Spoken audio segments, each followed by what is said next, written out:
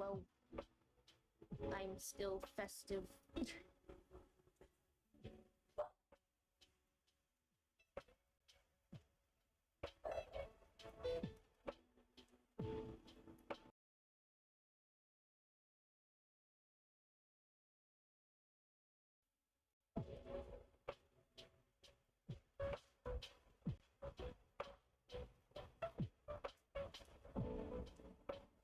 Hello! Welcome back, Mercury.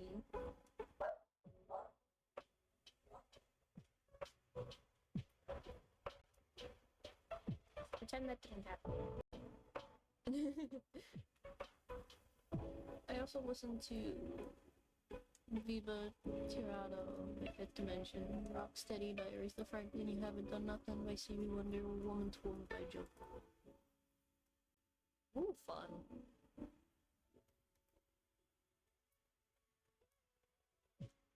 What's fun?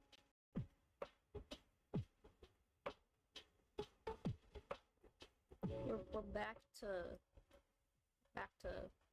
what we were doing yesterday. Because I, in fact, did not finish this off stream. And I'm fine with that.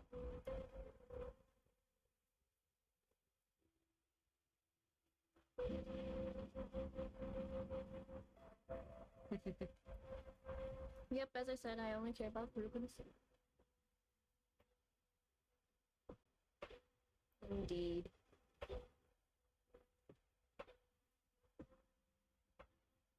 I don't mind musicals as long as they have Rubens too. Yeah, musicals are interesting. They combine the art of songs and the art of storytelling to one big old story.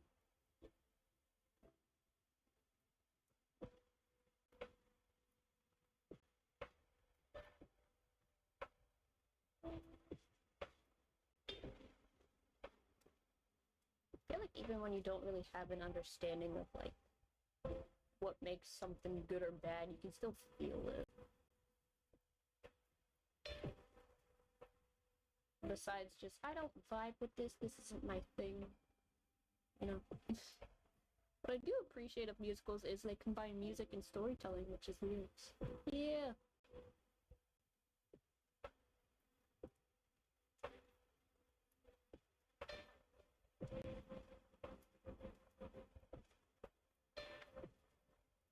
That doesn't mean musicals are interesting. Yeah, some of them are weird.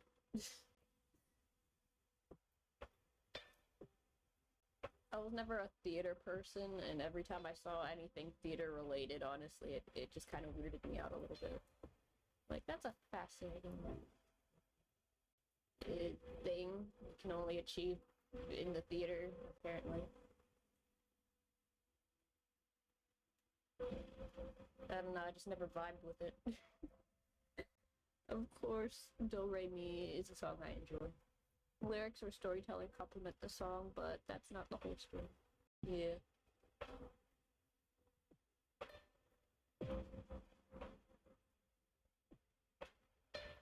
I still remember back in high school when, like, Hamilton was a thing. Oh my goodness, nobody in my class would shut up about it. I'm like, I don't understand. I don't understand the appeal of this specifically.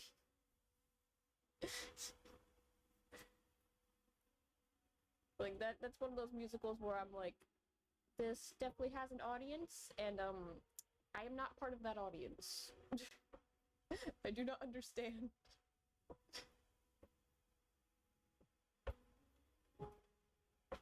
Every one of my favorite music is pure instrumental.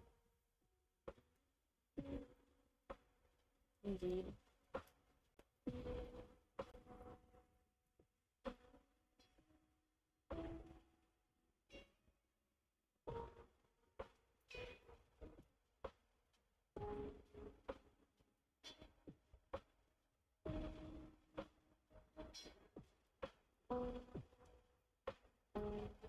I mean, I've seen like some live performance stuff, but like nothing like an actual musical proper. It's just not my crowd.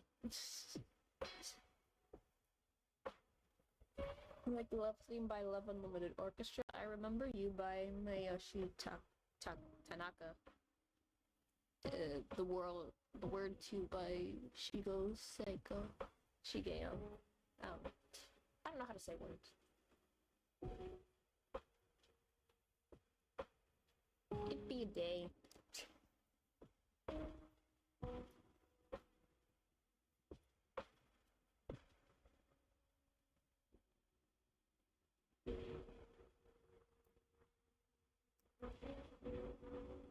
Make sure the line art looks very neat too.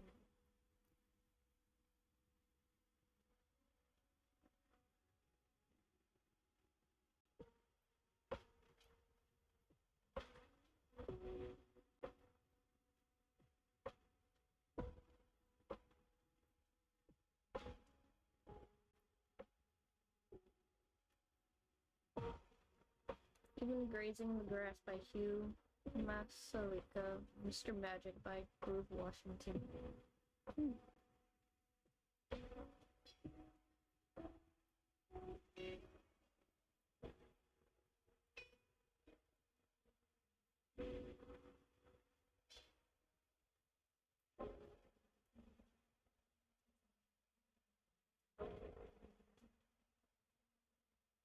Speaking of entertainment stuff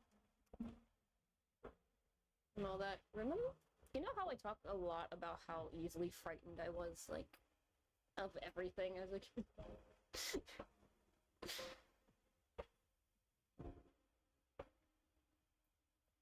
It's like, yeah, I was, like, afraid of, like, everything, sort of. Like, the weirdest things also scared me as a kid. And the topic about, like, oh, children's shows should probably have, like, content warnings or whatever, and I'm just like, because that discussion seems to pop up a lot every now and again, and I'm just like, I don't think that would help. Like, as a former child who was also easily frightened by every weird thing ever imaginable, I don't think it helps.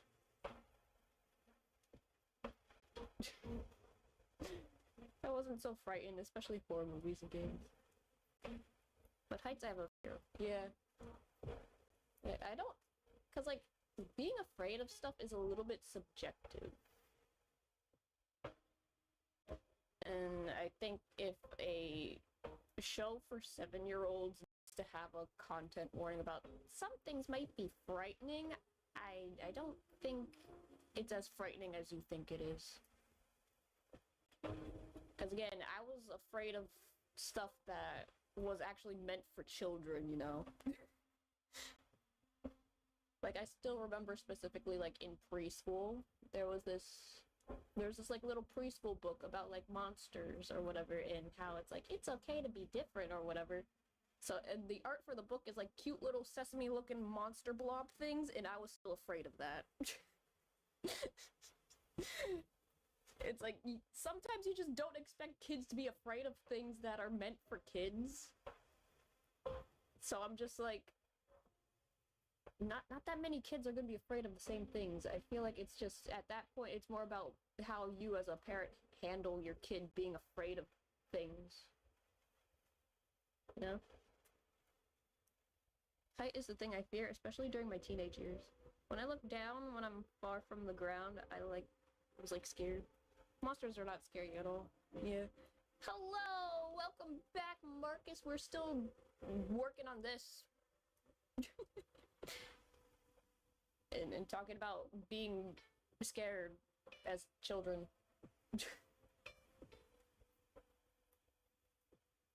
Because, like, every once in a while, you hear conversations about, like, oh, this children's media was so scary, it had to have, like, a content warning or whatever, but I'm just like, children can be afraid of really weird things, and I don't think having content warnings is gonna fix that.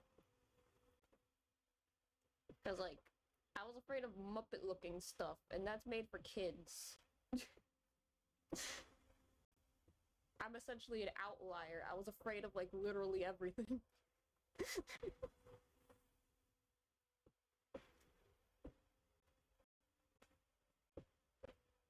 Normally, fear of the unknown can be quite scary. Yeah. So I'm just like, yeah, it's a weird conversation because I don't think content warnings for like actual kids shows that are supposed to be for kids is necessary. Because first of all, it's a kids show. It shouldn't be. It should still be appropriate for kids anyway, even if things get a little more like risky. Story-wise, action-wise, it's still supposed to be a kids show, and at that point children should be able to handle these topics, you know.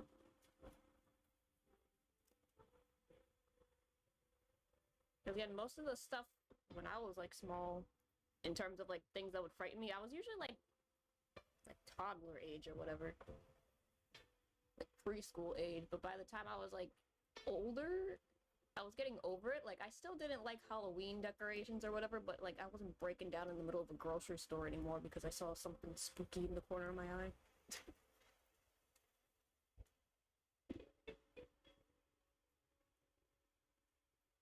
Depends on the situation. Sometimes kids might be scared of certain things, so I don't know. Yeah, it's, like, very, like, at that point, it's more like you specifically have to understand what frightens and doesn't frighten your kid, because some kids are not frightened by things that are scary. That's why horror for kids is a thing. Some kids are more fascinated by the spooky, scary skeletons, and some are not. I'll tell you one thing that scared me as a kid, the stupid Gecko pig commercial with the pig in the car. I love pigs, but that one unsettled me. See, that's what I mean! Sometimes things that are meant to be funny scare children, and or sometimes things just look weird. Even though they're not meant to look weird. It's subjective.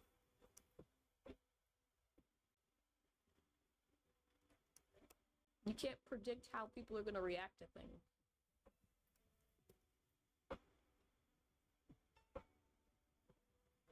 Because at the end of the day, it depends on the kid, not about the parents or the adults. Not about parents or adults decide for the kid. Yeah.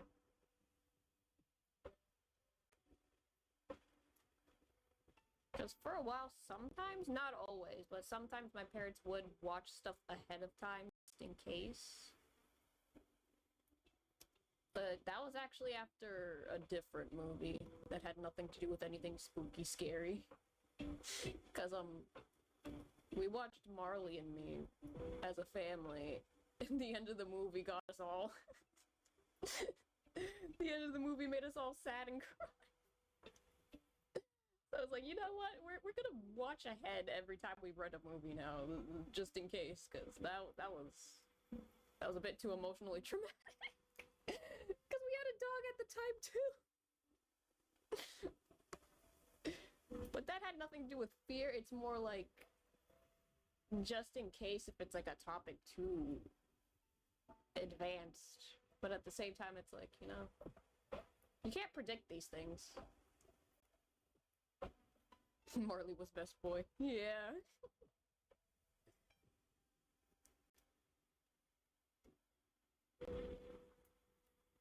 But I find it kind of funny my parents didn't start monitoring stuff until that, because like with like kids movies and like Last Unicorn or whatever, they didn't really do that much.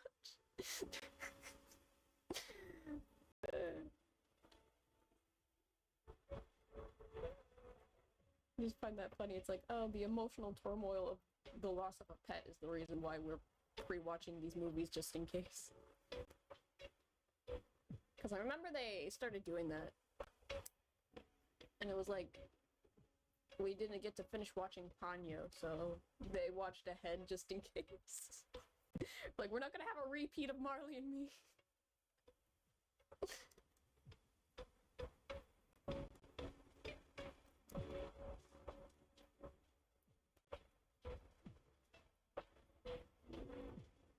But I don't know. it's a weird topic, because I feel like if you don't really expose your kids to anything that kind of challenges their emotions or something, they're not going to develop the skills to handle some of these things.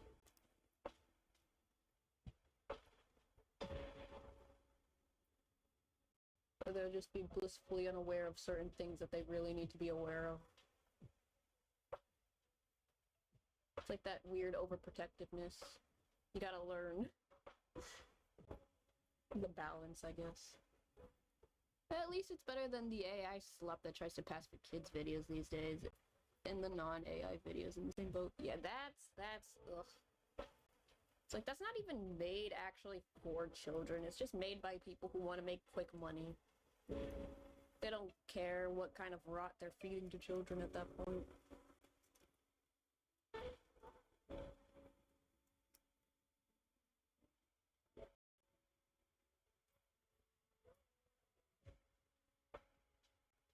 Mainly because at least with network television, you have stuff that's more regulated and or approved to be educational for children if it's supposed to be educational for children.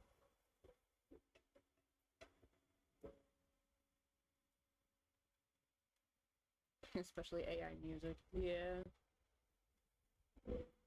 The thing about AI is that a lot of people who be using it are people who do not understand art to begin with, and that's why they just end up making the most soulless slop you'll ever see.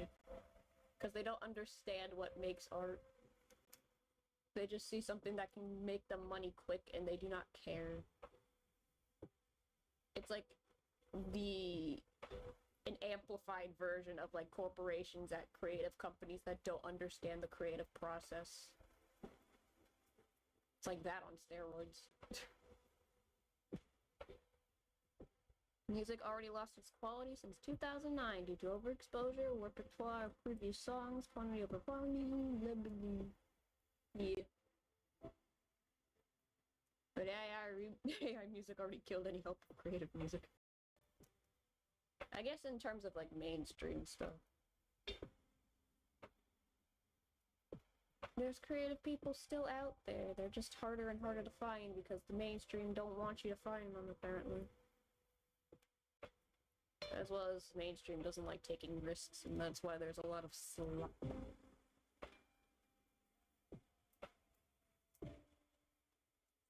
Not at all. Not all the time. I know some channels who use AI art but are otherwise all human just because they can't afford an artist. Like, it's good for drafting stuff, but like, my issue is when people try to pass it off as the final product, but they have no understanding of art to begin with. Like, they try to use it in a way more professional sense than it's actually capable of being used for. AI music sounds the same, and every song is just a repeat of songs. All AI does is increase the quantity instead of the quality. Yeah. That's why I'm like, my opinion, AI is only good for drafting as a tool. It's not really good for final products. Like, if I was taking a commission and that somebody gave me like an AI art piece for reference, I would still use it as reference because it's still like a valid reference. It's like, you want something similar to this, but obviously not looking all crunchy or weird as like the AI slop version. You know?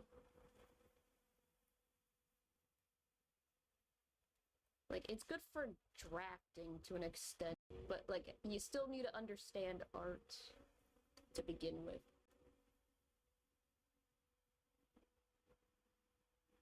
It's also kind of like having an understanding of like art basics.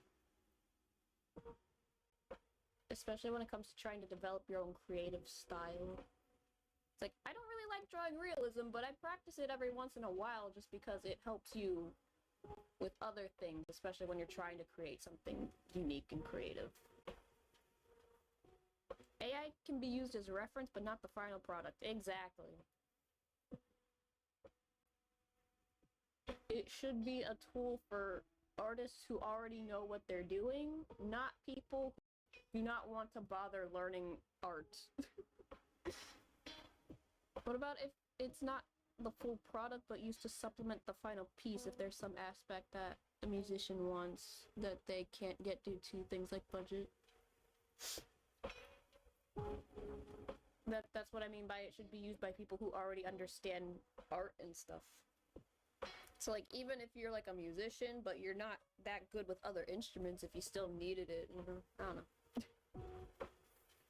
But yeah, cause like I think with the Spider-Verse movies they were using something like an in-house thing to add like the pencil marks to keyframes, and it was like an AI thing too. So it's like as long as you're using AI in a way that's like a tool and not try to use that tool to make the full thing, you know?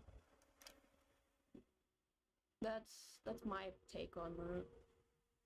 Because it's like, you know, it is a little bit inevitable, but the way a lot of AI tech companies like to market AI, they like to market it as like this miracle thing that's smarter than humanity when it's only as smart as humanity. It's nothing really that new. It's just advanced math that can make things work better. Even AI also used 50s, 60s, and 70s music. Depends on the situation, but sometimes musicians might use AI, whatever, as long as they don't use it excessively. Yeah, exactly, because I think there was like a musician that I would listen to sometimes, and I think one of their songs was, at least the lyrics was written by AI. And then they turned that into something completely like unique and creative and with like a full-on story going on in the background. So it was only used like in a way where like they're just messing around. Like, let's see what we can do with this.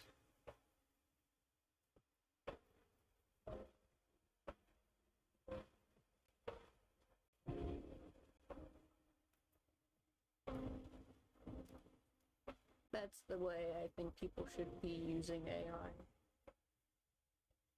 Not the way that some of these tech companies like to market it as. Especially because sometimes it's not even that efficient. Valid, personally, if I ever made content, I'd want an AI narration, not because I'm lazy, but because I absolutely despise my own voice in recording playback. Me too! I don't like hearing the sound of my voice. That's why I do live streaming, so I don't have to hear it. I just don't want any more narration. I only care about groove and soul.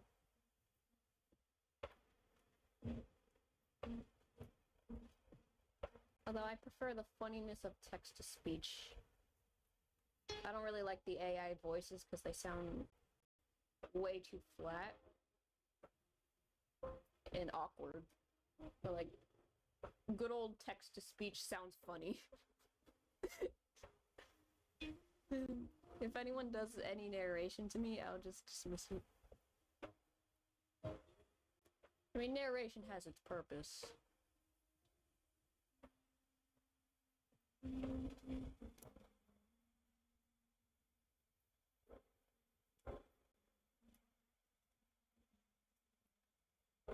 Because sometimes I watch art-related videos and I'd rather hear at least a voice kind of explaining stuff.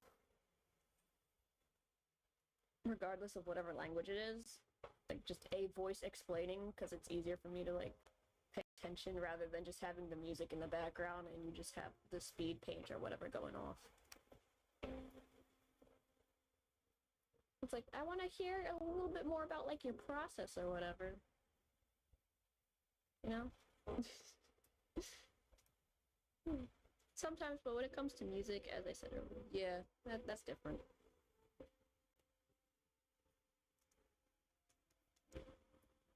Narration has its purpose.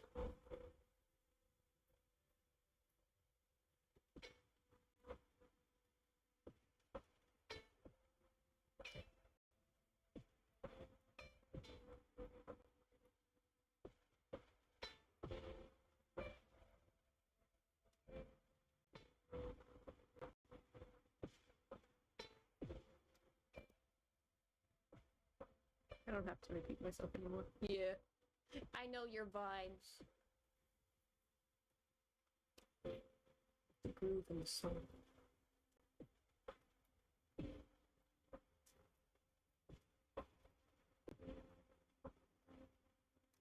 guess one way to describe that is the emotion behind it as well.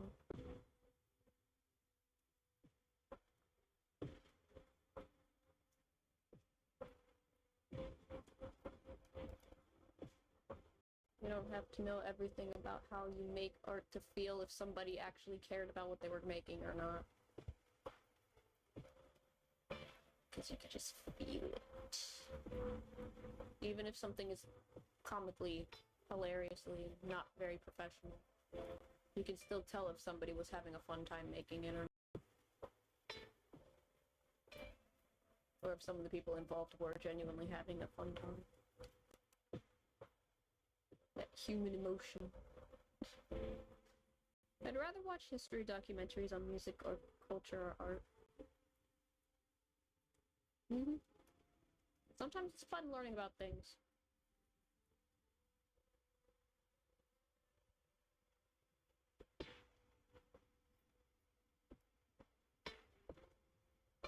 I'm gonna get this.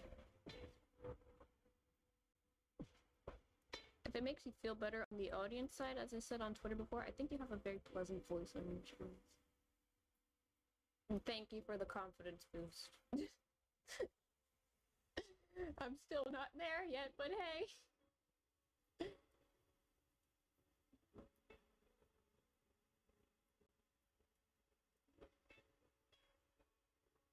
We all start somewhere.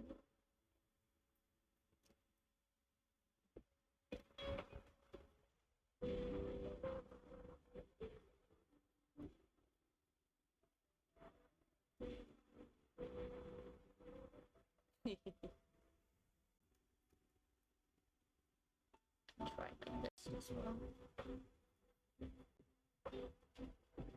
Oh yeah, I haven't really mentioned much about Twisted Wonderland yet, haven't I?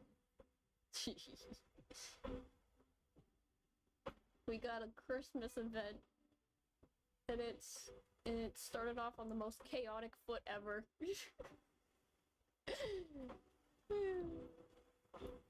I was talking to one of my friends about it, but I haven't mentioned the fact that Deuce gets kicked by the new guy, like, upon sight.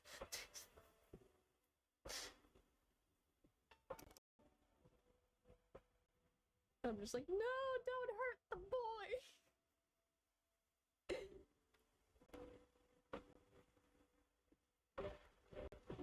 Cause, like, you could just tell by the design of the character, he's up to no good, he is chaotic, he is a mess. And then you see him in action, and you're like, yep, yeah, that makes sense, I'm not that surprised, but why would you do that? What a strong start you have, even voice sound aside. Because I love the art, and I think you're the best Twist fan around. Aw.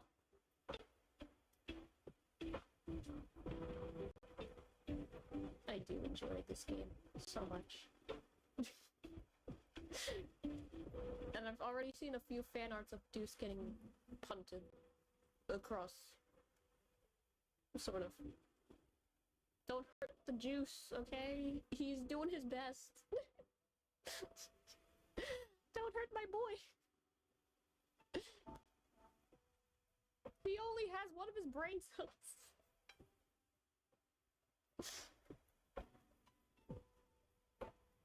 It's not his turn with the brain cell.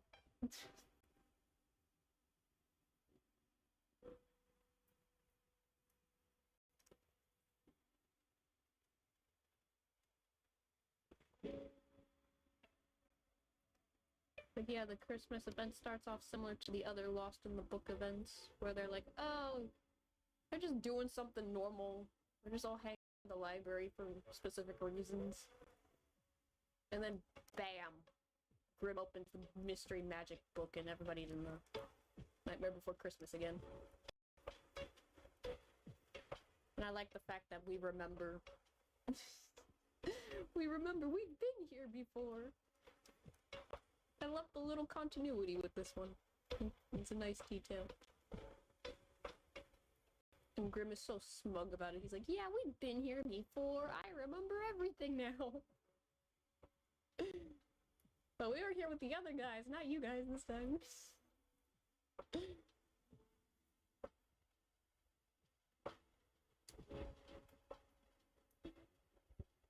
And then learning that the new guy was watching the whole thing the whole time was kind of hilarious, but also terrifying at the same time. Yeah, I feel bad for Jamil. He had no idea there was a bug man watching the entire time.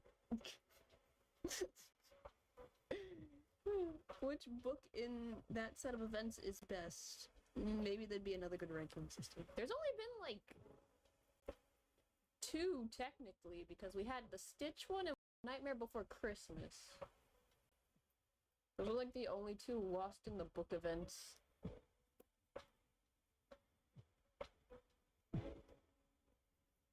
And I feel like there's a reason for that. Because Lilo and Stitch and Nightmare Before Christmas are some of Yana's favorite movies.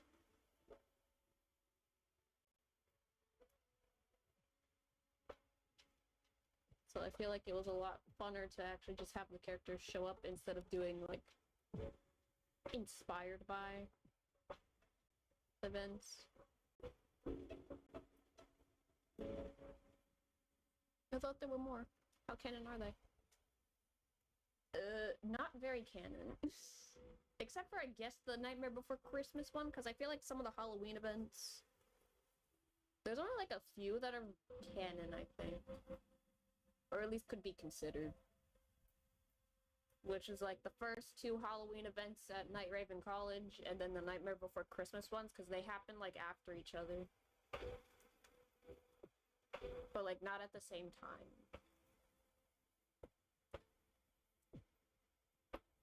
But I feel like those ones have specifically more weight to them. Because technically every event has canon information, they're just not part of the main story.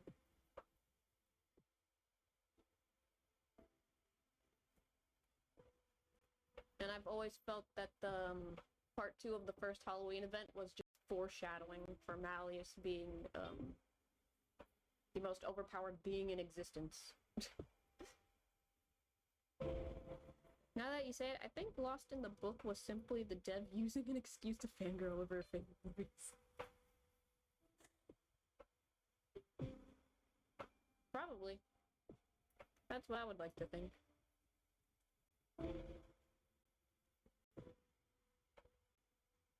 Which makes me wonder if the same treatment would be for Treasure Planet. Because that's also one of Yana's favorite movies. I think that'd be fun.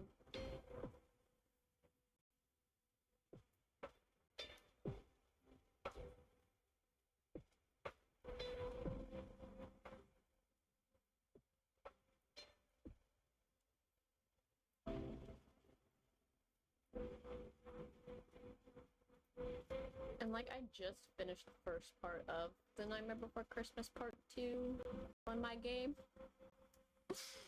It took me a while because you have to go through like 120 lessons in order to progress in the story. And that took me a while because I'm running low on resources. I can't speed through all the lessons that I need to speed through.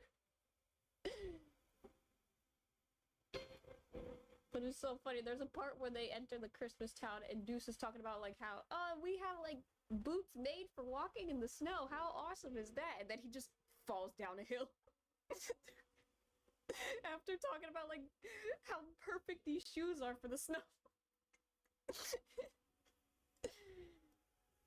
Like, never change, Deuce, never change. You goofy lad. You're doing your best, buddy. That assumes Disney even wants to acknowledge Treasure Planet anymore. They should.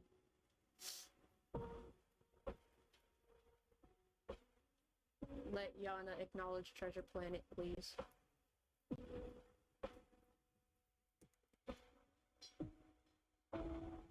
Or Atlantis.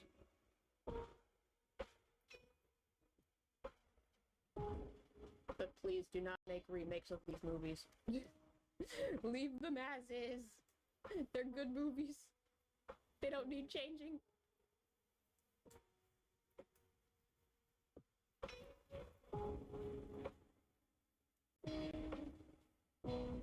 mean, there is a different Disney-related game that acknowledges the existence of Atlantis, at least. So, Dreamlight Valley acknowledges its existence. There's like 2 costumes for characters in that game.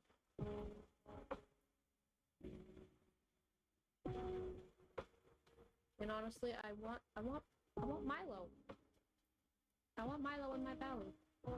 And Kita. I want them to be happy together. They're adorable.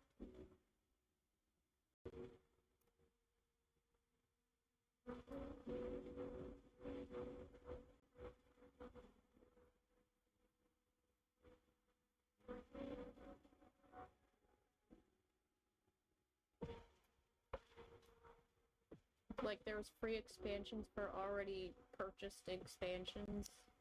The Eternity Isle one definitely needs it, because that one is just so... That is Atlantis.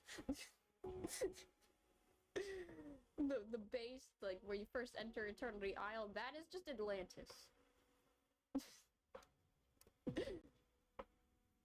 There's Atlantean statues all the way out in the distance, like, please. We want Atlantis. But you gotta acknowledge Treasure Planet and Atlantis, you said. You just inspired me to start a trend. They're not just good, they're perfect.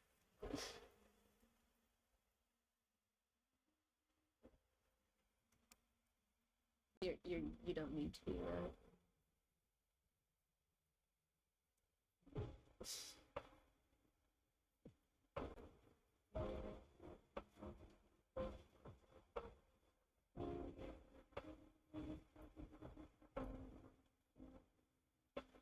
Speaking of Dreamlight Valley, I did not know that they were going to add Tigger to the game, and I am sad because I don't have money for the expansion, the new one. And I want Tigger. I want Tigger. He's my favorite Pooh Bear character. Was that movie from 2 years ago where they explore the center of the world? If you're talking about the Disney one, I pretend not to acknowledge its existence.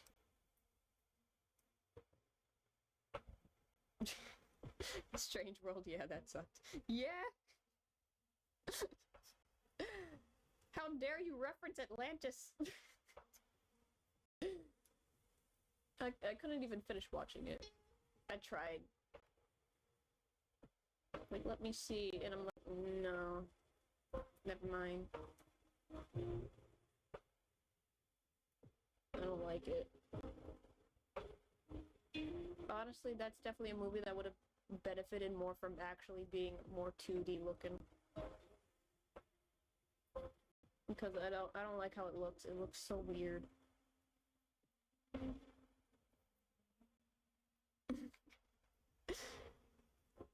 Now that's a movie you can pretend does not exist. We don't need to acknowledge that one.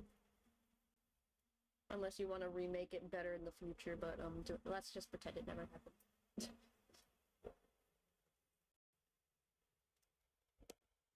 Can't even remember what it was about, but there's only one fun character and there's no overall story. Yeah.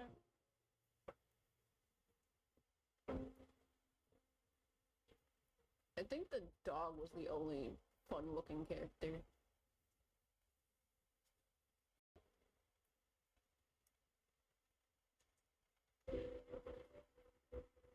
Fun fact about Tigger's original voice actor, he was also in the medical field and was responsible for the artificial heart. He was also a revolutionary ventriloquist for his time. Oh! I did not know that. I just know Jim Cummings, for now, voices Tigger, like,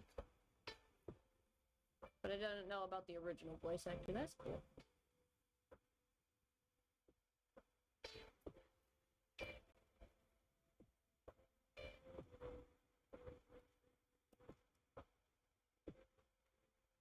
That's cool.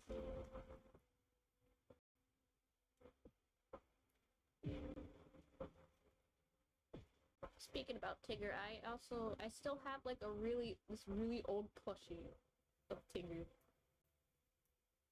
It's one of my favorites. I love it so much. It's just, I love it.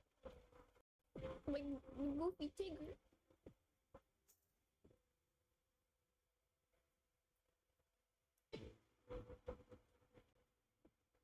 It is the most perfect Tigger plushie you'll ever see.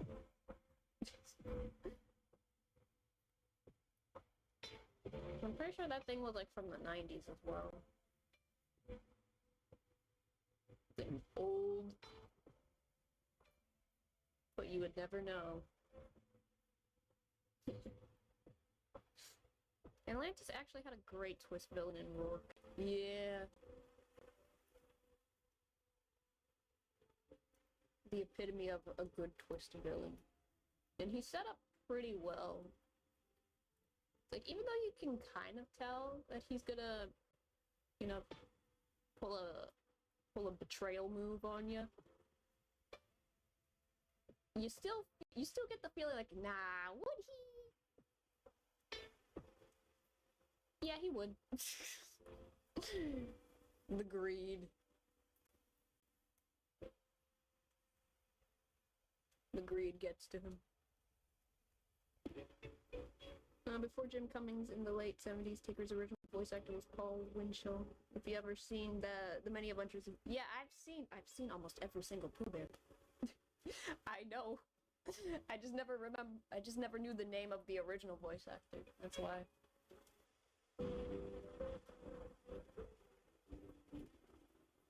Like, I kind of forget the original voice actor Pooh Bear. I kind of forget the name, but I know the voice when I hear it. It's the same as the Cheshire Cat and a lot of other old Disney shorts. But ever since Prince Hans, Disney lost their fangs. Yeah, they did.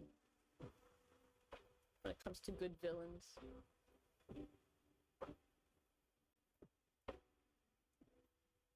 Like, the crab from Moana could have been a pretty fun villain if there was just more time spent in the monster world. He's just kind of there. I think that's my one critique about Moana, is just not enough villain. The villain was more metaphorical in that movie.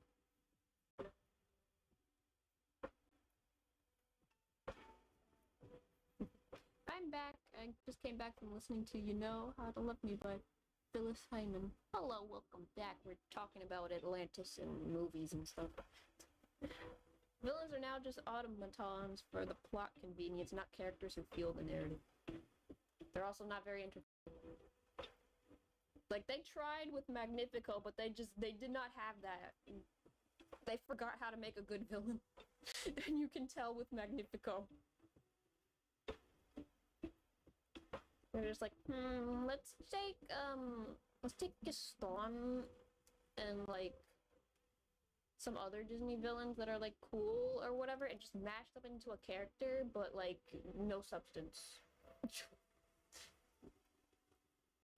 And, like, let's try and give him a sympathetic backstory, but at the same time, not really acknowledge it exists, and just have him lose his mind because of a book. I'm not into movies anymore. Crawling and Dinosaur was awesome. I never saw the full Dinosaur movie. I think that was one of those movies where I kind of saw it, and I'm just like, I don't want to watch any more of this. I'm scared. This isn't the Land Before Time. That movie also scared me as a kid. Not the first Land Before Time, but the third one, I think, because that's the one I have. Magnifico wasn't the villain Asha was. Really?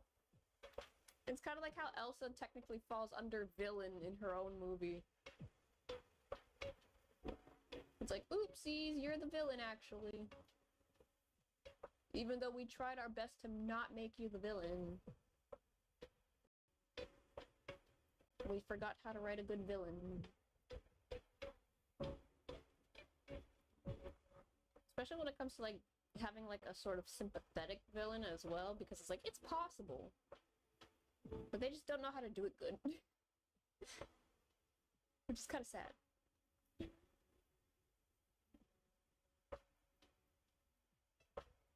We'll never get characters like Frollo again.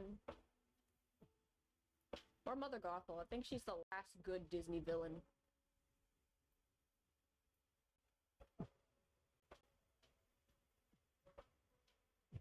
We're so boring watching almost every movie has similar concepts.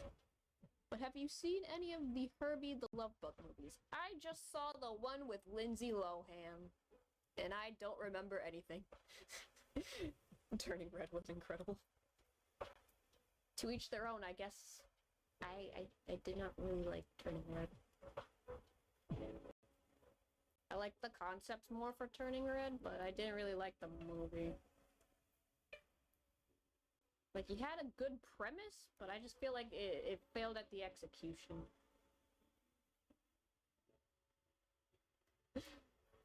I've never laughed so hard watching a Disney movie. At least Encanto had a villain in the form of revolutionaries who killed Abuelita Alma's husband. I've seen Sobori. Yeah, I feel like Encanto is the only good movie that did the whole generational trauma thing so far. And then every other movie kind of after that was just trying to repeat that, and I'm just like,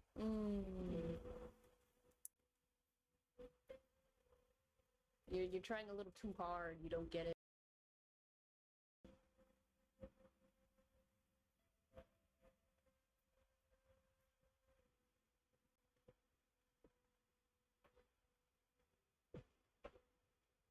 There was one time my niece tried to suggest a song from Frozen, and I rejected it. But come on, that movie was hilarious if it was Disney-owned South Park.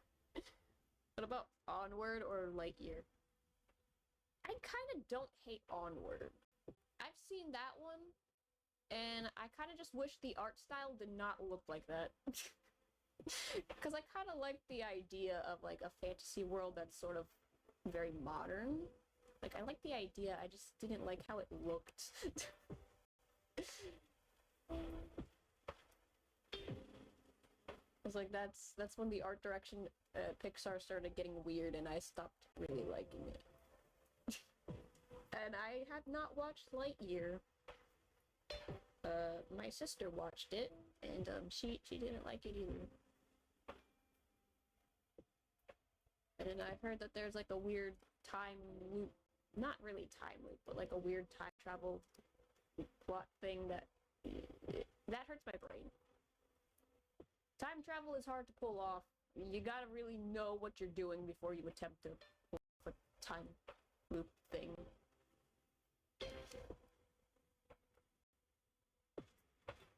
America's Booty, Chris Evans as Buzz Lightyear.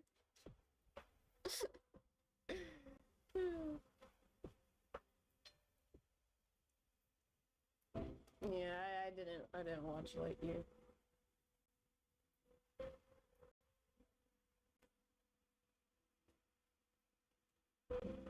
Sometimes there's movies where I'm like, you know what, I don't even want to bother giving it a chance. Some I will give a chance, like I gave Turning Red a chance, didn't really like it that much, but no, I still at least wanted to confirm, yeah, I don't like this.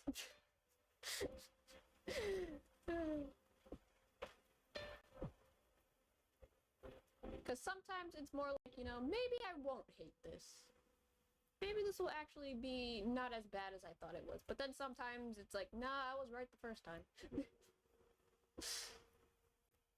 Why did I doubt myself? I was totally correct. I did not like that. That's how I felt like trying to watch Strange World. I'm like, why did I bother?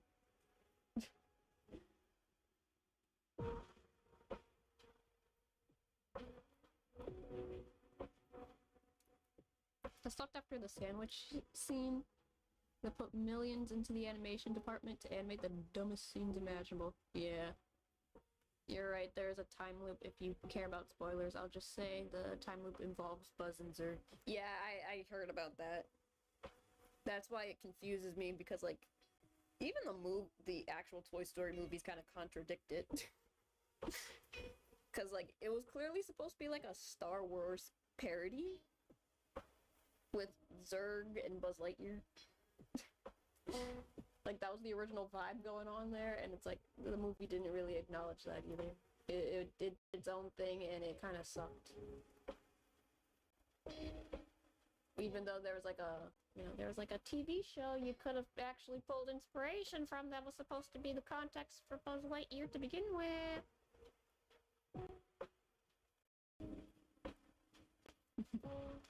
I no longer watch or enjoy movies as I did when I was a kid. Toy Story used to be fun, but now they rely on same concepts. Apparently Toy Story 4 has been retconned from existence. And I find that kind of funny. Like, they really had to stop at 3 and just kept doing, like, little short specials. Like, that was fine. They didn't have to keep making movies. They still don't even need to make a Toy Story 5, but, like, at least you acknowledge that 4 was extremely unnecessary.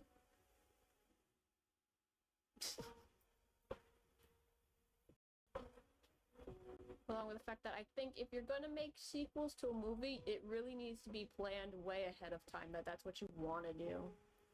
Instead of just like, oh, this is a movie that has no intention for sequels. Oh no, it got popular. What are we gonna do? You know?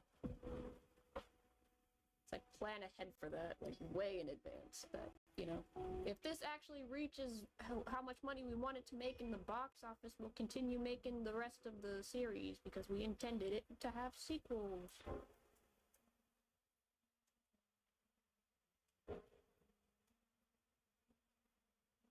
But I think Toy Story 3 was like a good trilogy, though. It wrapped it up nicely. It didn't really need anything more.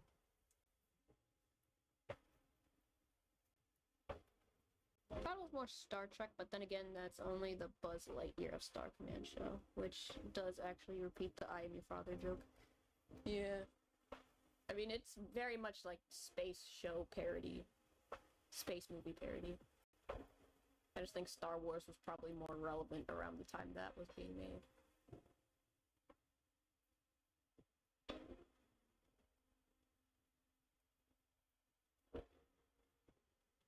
And I still find the history behind Toy Story 2's development fascinating.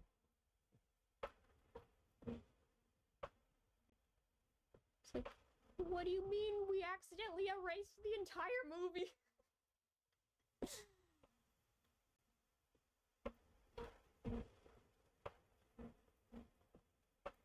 gonna throw a wrench in the production pipeline.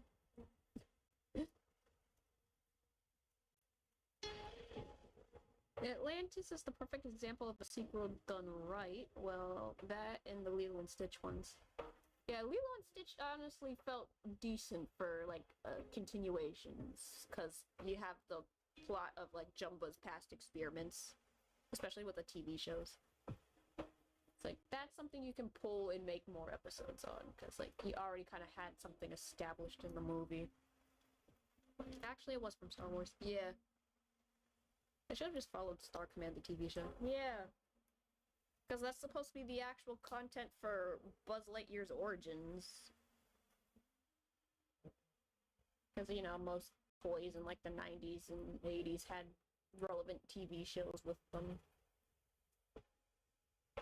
So making a movie that's supposed to be the relevant, TV show of Buzz Lightyear would have made sense, but I feel like they did not care about the works of previous,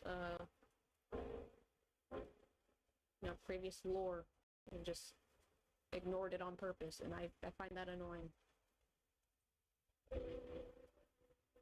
Like, stop hiring people who don't bother doing more research into the things they're supposed to be writing. It's getting old. I don't like seeing stuff written by people who clearly do not like the content that they're supposed to be working for.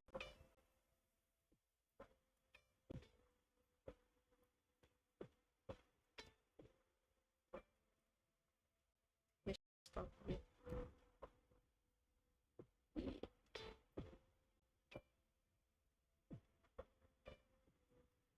feel like Zootopia would have also been just good as, like, shorts or something. I mean, there are shorts for it, and I know that there's a second movie. I don't know if I actually want to watch it, though. I don't think it's gonna be worth it. But like the first Utopia movie was pretty okay.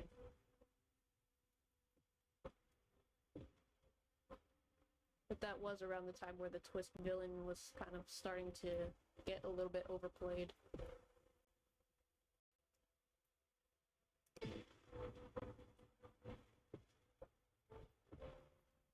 Sometimes some companies let greed take over them and they excessively make more sequels. Yeah.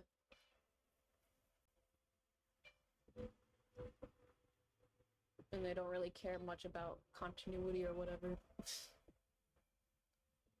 Frozen also could have benefited from just being like a TV show or something. Because that second movie was not good. I remember seeing that in theaters because my dad was like, "Ooh, let's go to the movies. Let's watch Frozen." New one, and he's like, "I'm like, are you sure?" Like, yeah. I'm like, okay. You're the one who wanted to watch it. And then we both left the theater disappointed. Like, wow, that was actually pretty disappointing. Again, it would have been better if they just... Because apparently there was, like, so much lore during the development of the original one, where it's just like, why didn't you make a TV show? I can at least respect the fact that Tangled did that instead of just trying to make another sequel. It's like, no, let's just have a TV series exploring more of the lore of this world. Which I feel like most Disney movies would benefit from that instead of direct sequels that try to explore it, because like they don't really explore it.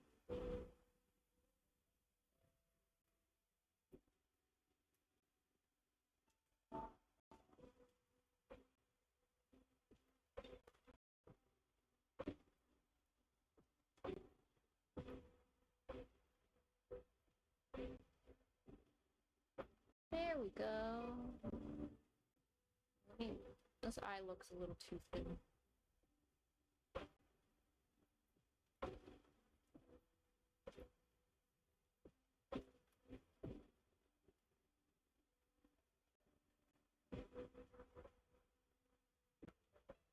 There we go. I like this. That's good.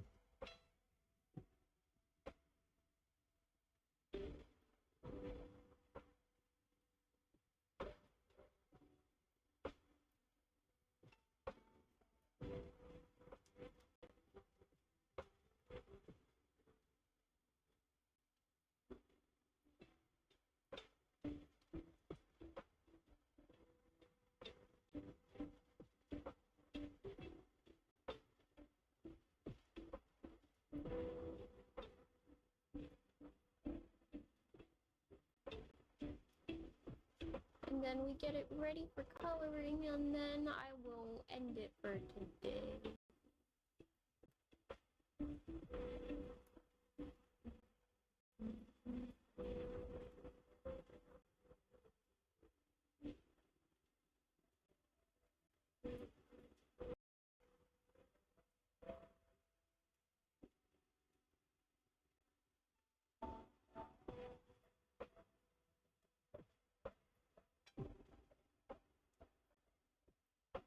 Because I'm not going to be doing a stream on tomorrow. It's holidays.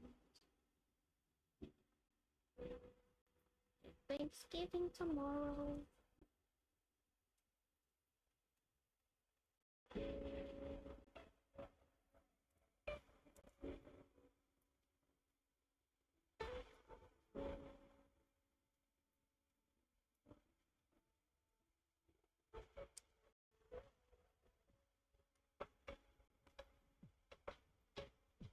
And we're the ones hosting Thanksgiving, so I gotta make sure I help out with preparations and stuff like that, even though I'm also dog sitting. This week is a mess.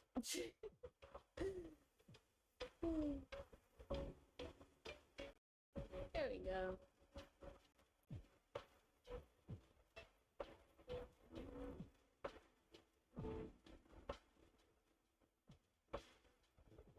Although I'll listen to Forget Me Not by Patrice Rushen. I just don't want to hear any more Disney songs because they only give me this PST. Bye. Goodbye. I still have a soft spot for a lot of Disney stuff, honestly. They used to know what they're doing. Now they don't. What happened? I will forever blame out-of-touch executive types who do not understand anything about the creative process.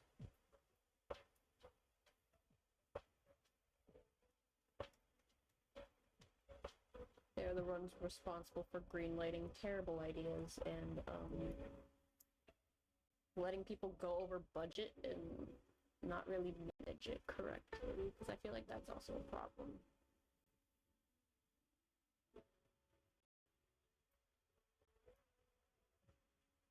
And nobody wants to acknowledge that, nor do they.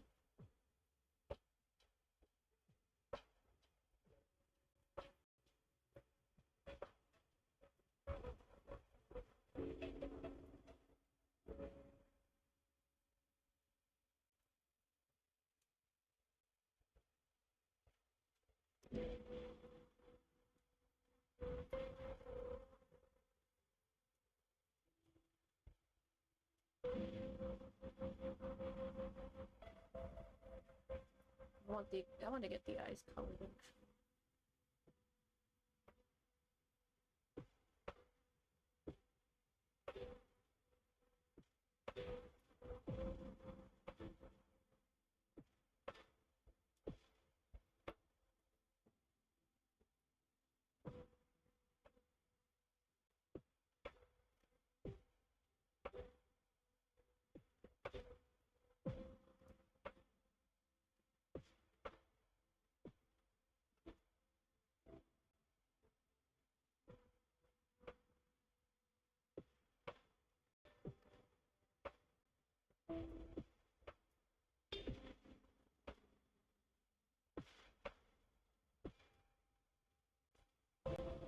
Because the eyes on this one are the most different from all the other outfits that I've drawn. Because the Scalera area is black. Well, actually just dark gray, but it's supposed to give that impression.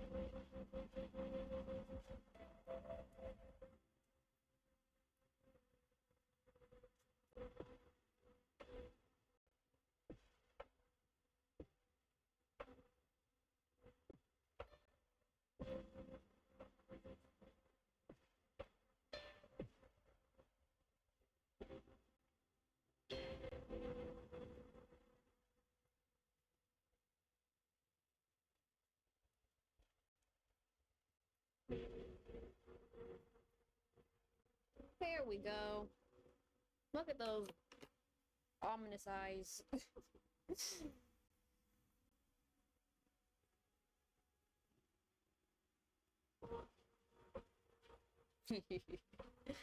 Yeah.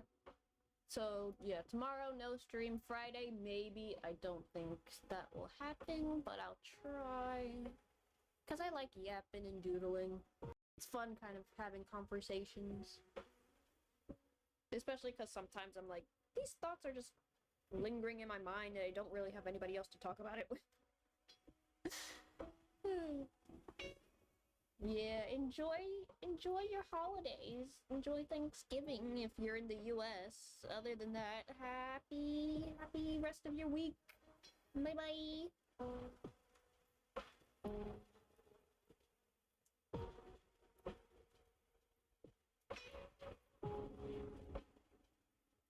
Thanks for dropping by.